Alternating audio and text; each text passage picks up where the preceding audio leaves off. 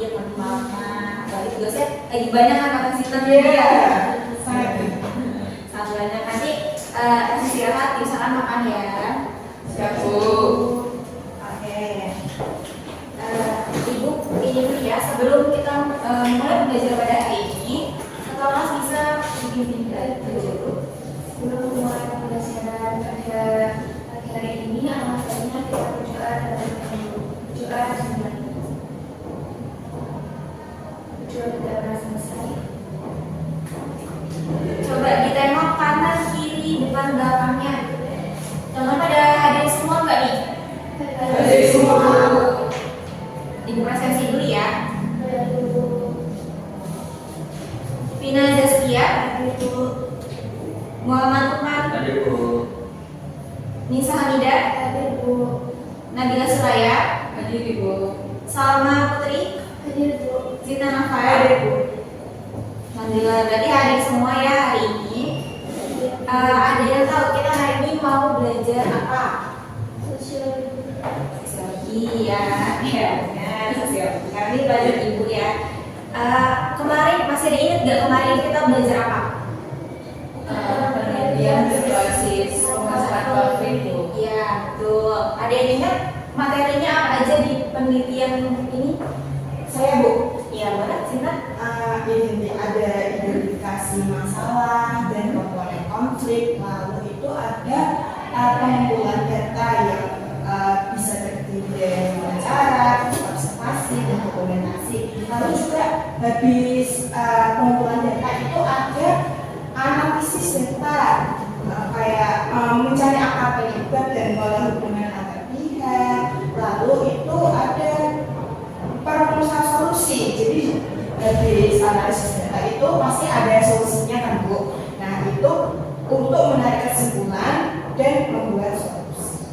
Oke, benar tadi yang disampaikan oleh Zita. Kita kan sudah mempelajari tentang langkah-langkah penelitian pembicaraan masalah konflik gitu kan. Nah, hari ini kita akan mempelajari tentang pemetaan konflik, pemetaan dan analisis data konflik gitu. Karena kemarin kita sudah mendapatkan data-datanya terkait konflik begitu kan, sudah mempelajarinya, kemudian kita petakan dan kita analisis gitu kan. Tapi sebelum mulai pembelajaran, Ibu punya games nih. Ada yang mau main games? Oke, tadi kan kayaknya kurang semangat, jadi Ibu punya games di sini. Kalian bisa siapkan HP-nya dulu.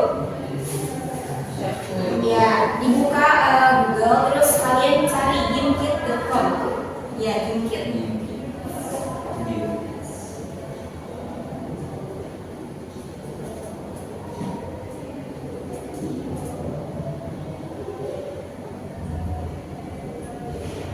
Sudah? Nanti pakai username-nya sampai nama sendiri ya.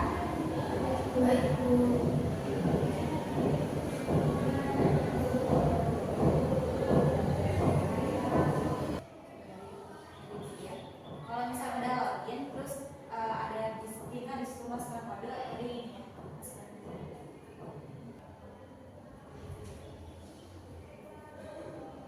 Ya sudah ya. Ibu mulai.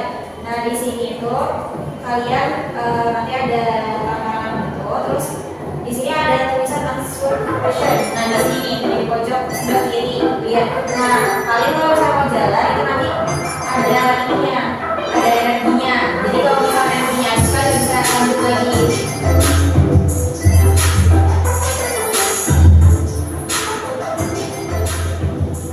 Nah untuk memenuhi energi ini kalian harus jawab pertanyaan-pertanyaan yang Ibu sudah berikan di answer question ini. Iya, bisa mulai jalan ya.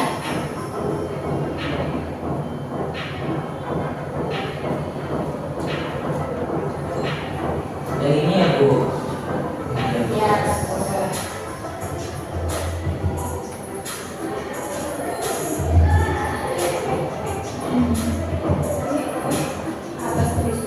Ya, betul.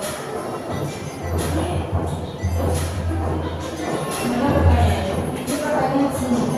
Jadi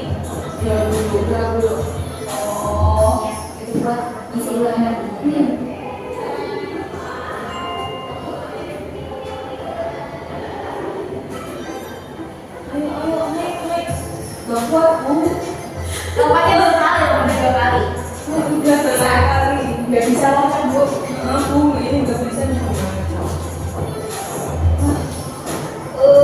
Nih, kamu naik sini dulu. Nanti lompat terus jalan. Jalan beda. Kecil sih bisa nggak? Nggak bisa lompat kalau udah tapi di jalan. Mas sama. Ini sama.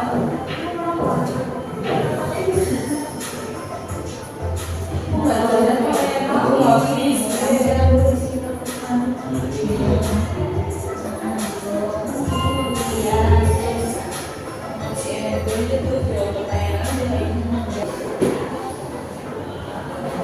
Dibuat kiri ya sampai sini ya. Ya Bu. Ibu.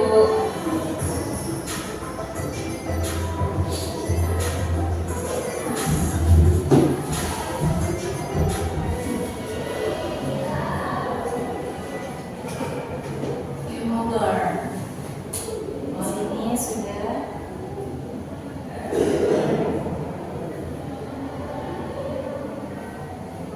Gimana soalnya? Susah apa enggak?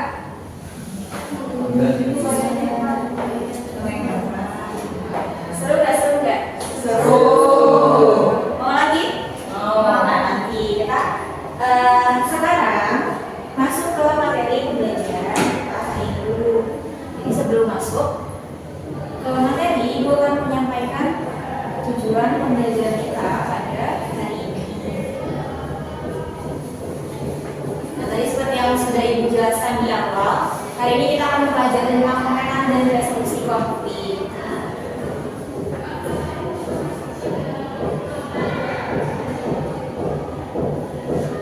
Tujuan pembelajaran kita hari ini, murid-murid mampu identifikasi komponen dalam analisis data konflik. Kemudian yang kedua, murid-murid mampu untuk merancang pemetaan konflik dengan metode analisis konflik. Kemudian yang ketiga, murid-murid mampu mempertimbangkan rekomendasi penyelesaian konflik sosial.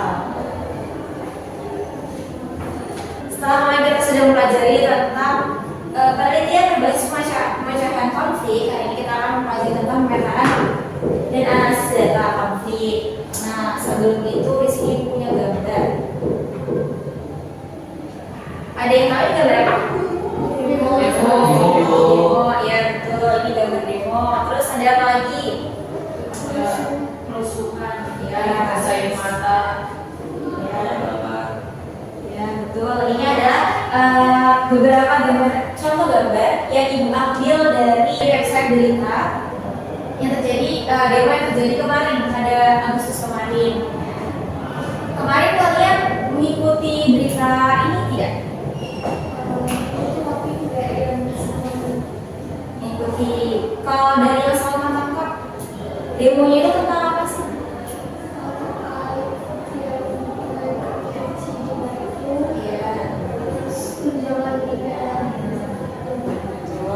Jadi demonstrasi kemarin itu terjadi tadi seperti yang sudah disampaikan sama, terjadi pemicunya itu karena tunjangan gaji DPR yang naik, kemudian biaya kehidupan yang naik juga gitu. Nah, kira-kira dari gambar ini apa sih data yang bisa kita petakan? Faktor penyebab, ya betul. Faktor. Terus ada lagi? Ya, terlibat. Wilayah. Terus ada lagi? Dampaknya, Bu. Ya, dampak.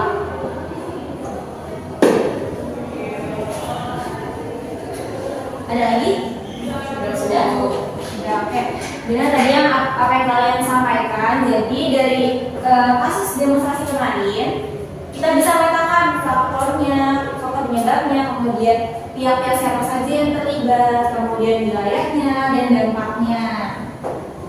Nah, seorang peneliti sosial itu memerlukan alat analisis untuk memetakan konflik gitu, biar kita tuh mengetahui alur penyebab konflik itu apa, sehingga kita bisa memberikan rekomendasi solusi penyelesaian konflik begitu. Nah, di sini sudah ada komponen-komponen dalam analisis konflik. Yang pertama, kita perlu memahami terlebih dahulu konteks masalahnya apa, isu yang terjadi itu sebenarnya apa. Kemudian yang kedua, menganalisis dinamika konflik yang terjadi. Kita perlu mengetahui pola perkembangan konflik itu seperti apa. Dan yang ketiga, memetakan pihak yang terlibat tadi seperti yang sudah disampaikan oleh sama ya pihak. Nah, kita juga perlu memetakan pihak-pihak siapa saja yang terlibat. Kemudian yang keempat, menganalisis faktor penyebab konflik. Tadi seperti yang sudah disampaikan oleh Nabila, kita perlu menganalisis faktor penyebab konfliknya apa. Nah, kemudian setelah kita bisa mencari 1, 2, 3, 4 ini, kita bisa nih menganalisis pendekatan perdamaian yang memungkinkan. Maksudnya kita bisa memberikan rekomendasi solusi untuk menyelesaikan konflik tersebut gitu. Nah, untuk mencari kelima data ini, kita menggunakan alat analisis konflik. Ada 3. Yang pertama, pohon konflik. Nah, jadi di sini pohon itu diibaratkan sebagai konflik, begitu. Yang dimana akar ini menunjukkan faktor penyebab dari konflik yang terjadi. Kemudian batangnya itu menunjukkan permasalahan atau isu utama yang dibahas itu dalam konflik itu apa. Kemudian di pohon ini, di daunan ini akan dibahas tentang dampak dari konflik yang terjadi, gitu.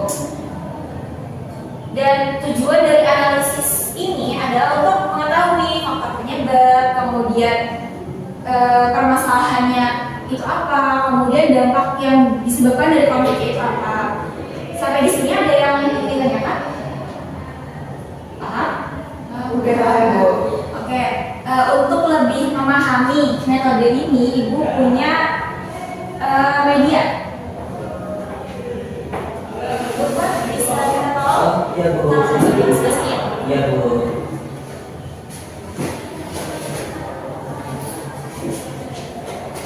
Di sini ya, Bu. Iya. Siap kan? Iya, Bu. Ini Ibu punya pohon konflik. Jadi Ibu minta kalian untuk menuliskan. Tadi kan sudah Ibu lihat sudah ada ini ya, contoh kasusnya itu tentang demonstrasi, gitu kan? Nah, jadi di sini Ibu minta kalian untuk menuliskan di sini bagian dampak dari peristiwa tadi demo. Terus di sini isu utama yang dibahas dalam demo tadi. Terus Nabila sama Lukman itu membahas tentang faktor penyebabnya apa. Ibu kasih waktu berapa? 30 detik. Gimana? Ini isu. Iya, betul. Berbeda. Isu utama yang dibahas kayak misalkan di kemarin itu biasanya tadi sama ceritakan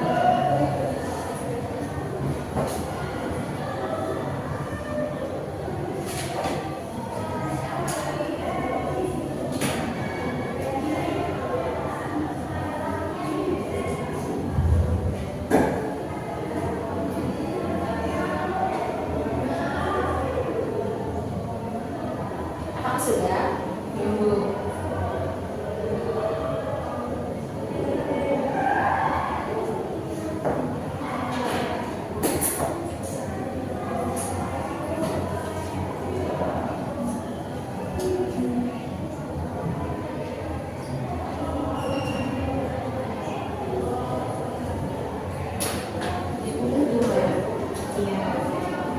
Kalau sudah, bisa kalian tempelin di pohon sini ya.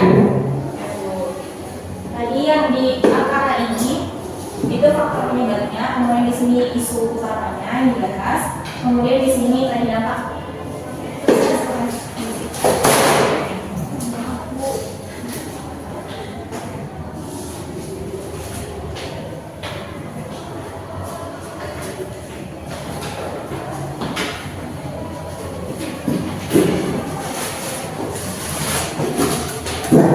Ini ya, Bu. Ke sini, Bu.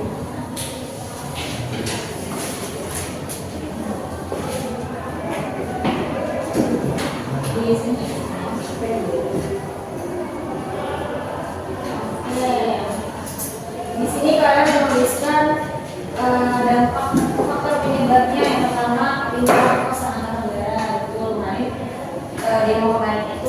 suara limpahan kekuasaan antara negara yang menyalahgunakan kekuasaan mereka, kemudian mereka tuh membuat kebijakan-kebijakan yang tidak menguntungkan bagi masyarakat begitu. Kemudian faktor penyebabnya ada perbedaan kepentingan latar belakang, ya perbedaan kepentingan latar belakang menjadi isu utama yang dibahas karena DPR mendapat tunjangan lebih besar dalam terseimbang dengan pekerjaannya. Ya, kemudian ada kenaikan gaji dan juga DPR ekonomi sama ya dua-duanya. Terus dampak yang dihasilkan itu fasilitas mengalami kerusakan parah, kerusuhan, kekacauan, anarkis dari perampasan dari para demo. Nah ibu, rasa kalian sudah memahami tentang anarkisme dan konflik. Ibu lanjut ya, materi selanjutnya. Baik Bu.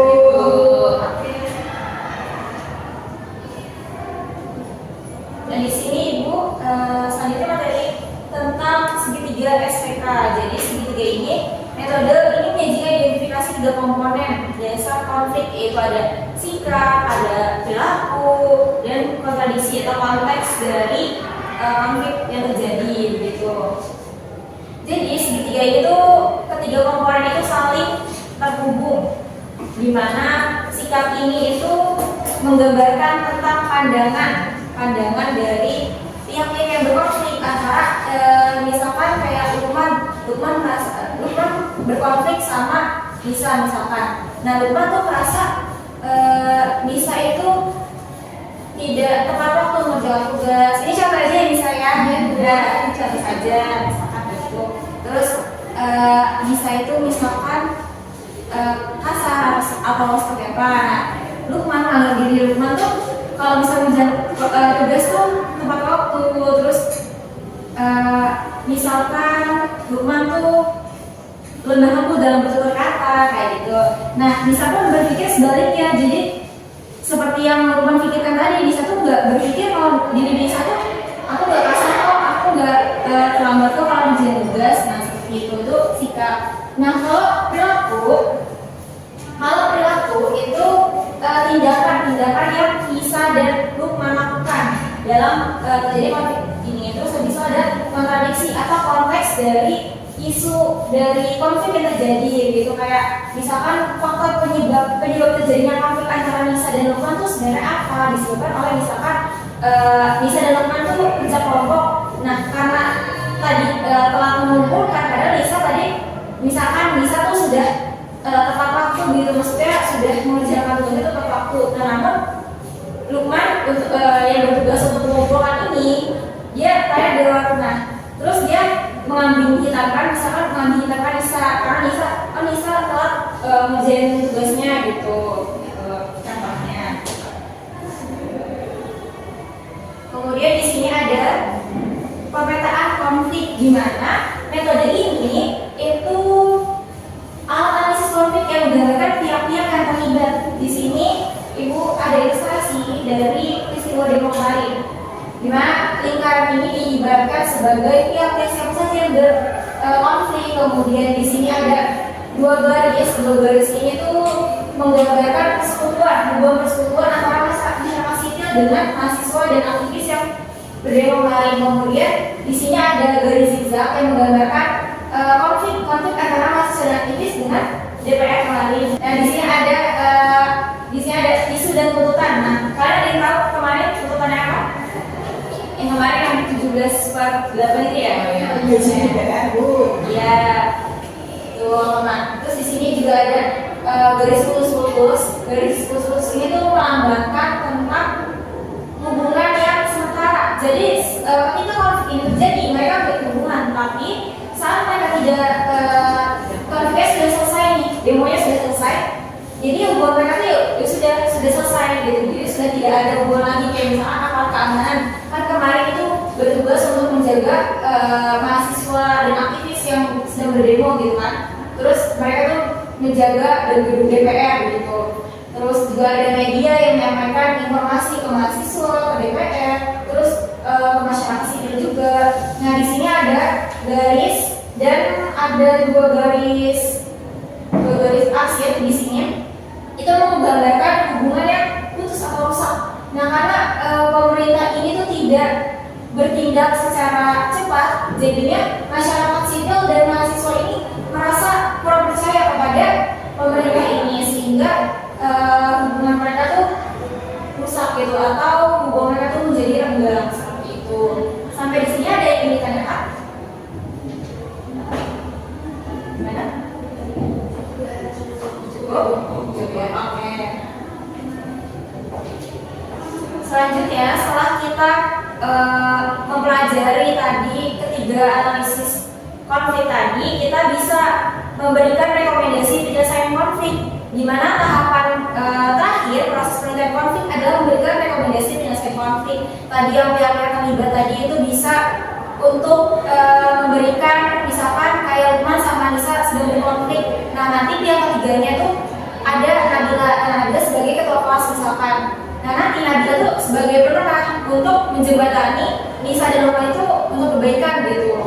Terus rekomendasi ini juga diberikan dengan pertimbangan tadi analisis konfliknya apa, terus penyebab terjadinya konflik itu apa, dan pihak-pihak yang terlibat begitu. Ada yang ingin ditanyakan? Sampai sini sudah paham? Sudah, oke. Sekarang ibu ada tugas.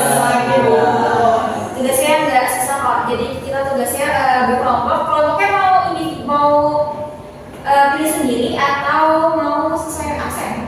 Pilih sendiri. Oke, boleh berkelompok 3 orang, 1 kelompok. Silakan. Iya, silakan duduk berkelompok ya. Ayo sini. Siapa yang mau satu kelompok semua? Oh, iya. Ya. Ayo bisa sini. Sudah?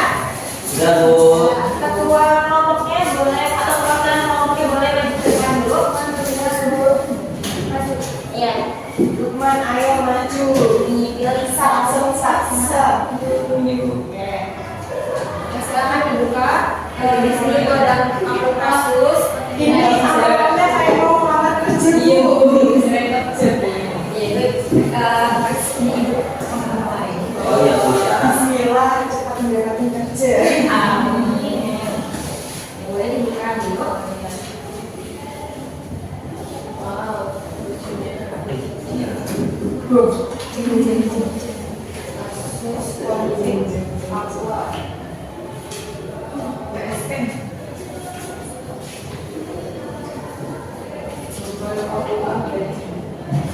Nah, di situ kalian bisa baca studi kasus yang sudah ibu berikan.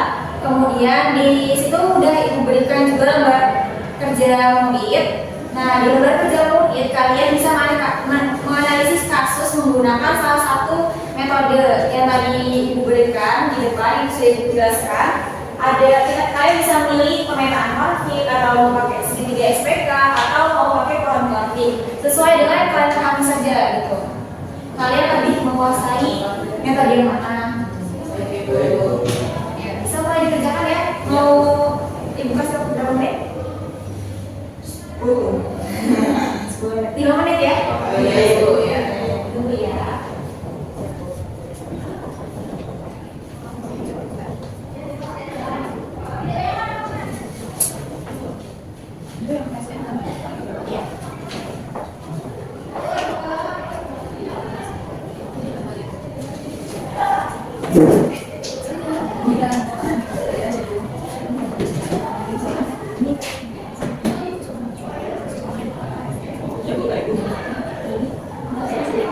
Kalau dosennya sih kakak tadi. Kalau bisa. Jangan banyak asal lagu gitu ya. Jangan analisnya gitu. Ayo. Ada sih enggak? Sama mana?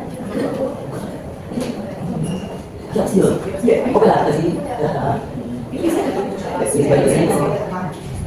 Ini soal kayu. Yang dulu kalian Kayaknya sudah 3 jam tadi. Yes.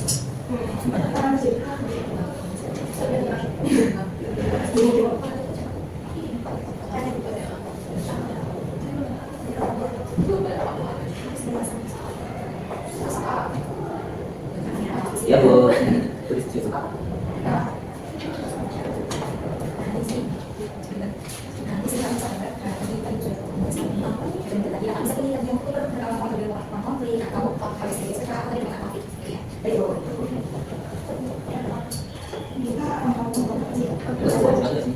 ini kalau konflik dari gambar. Ya, sudah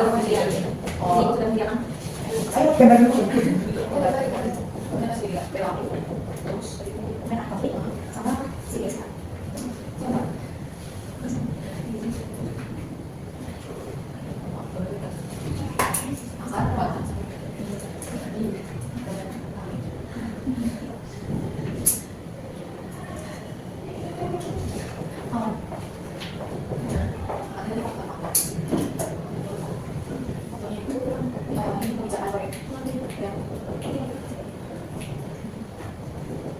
Apa sudah selesai? Sudah ibu. 1 menit lagi. 1 menit 30 detik.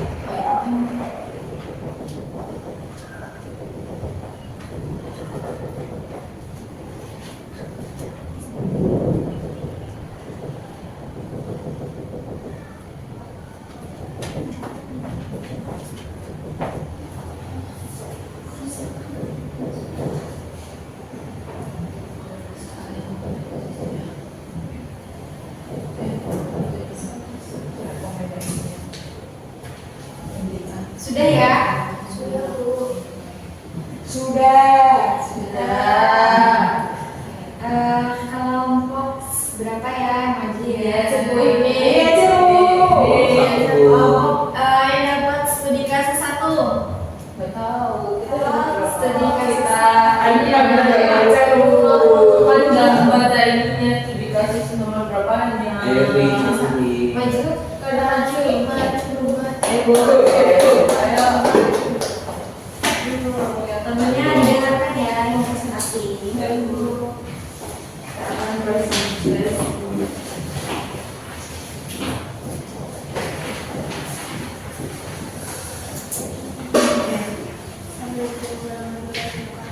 Waalaikumsalam.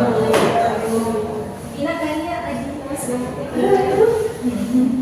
Ya semangat nih. Semangat. Tapi kelompok 1 Mendapatkan studi kasus KSN di Papua antara pembangunan dan penghancuran hak adat.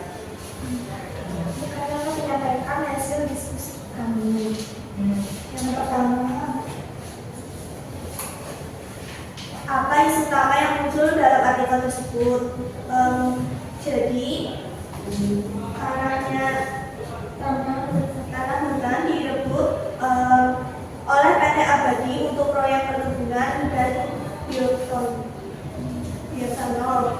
Terus yang kedua, siapa saja aktor atau pihak yang terlibat dalam kasus tersebut? Ada PT Global Papua Abadi, Yayasan Pusaka Badan Rakyat, Masyarakat Adat. Yang ketiga ada apa kepentingan atau tujuan yang ingin dicapai dari masing-masing aktor melalui konflik tersebut untuk perkebunan tebu dan pabrik bioetanol.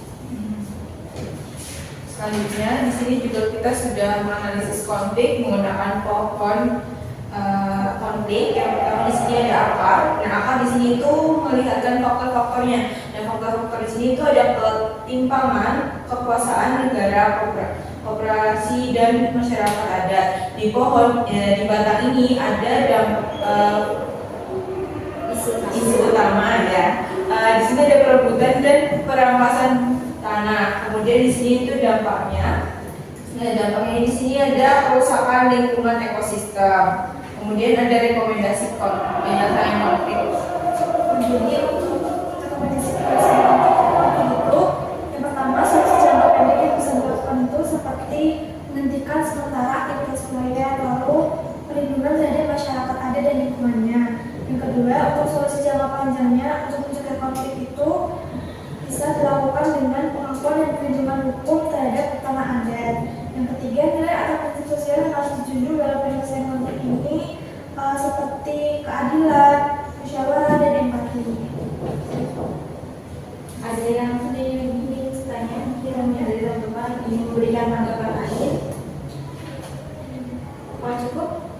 Oke, kalau cukup, silakan sama teman-teman bisa duduk kembali. kembali. Terima kasih.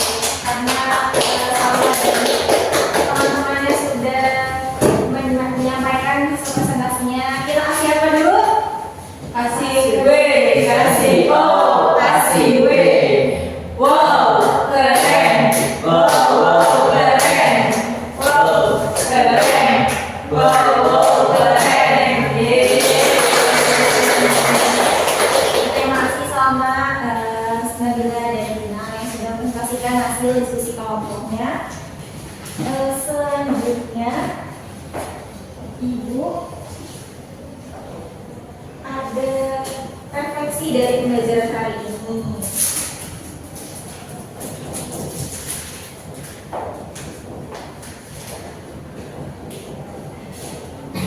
Saya tuliskan setelah mengikuti pembelajaran hari ini perasaannya mungkin, kemudian bisa kalian tuliskan juga pengetahuan yang kalian dapatkan hari ini.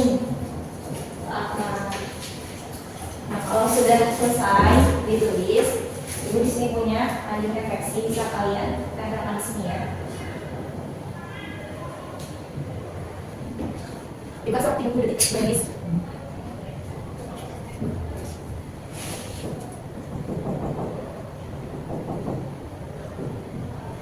Sudah? Dan kalau sudah bisa ditempel di sini.